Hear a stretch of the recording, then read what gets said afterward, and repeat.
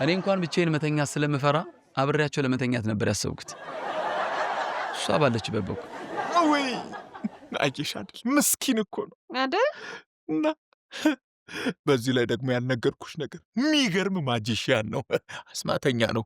እስቲ እባክህ የሆነ አስማት አሳየንና አስደምመን። ደስ ይለኛል። ካርታ ይዘሻል? ይዘሽ በቃ አልያሽም። እሺ እንደያዝኩ አስቡት። አንድ ካርታ ሳቢና ውሰጂ፣ ለእኔ ግን እንዳታሳይኝ። ግድ የለም እኔ ስብላታለሁ። እንዳታይ በቃ በቃል ያዝና መልሰህ ክተተው። እሺ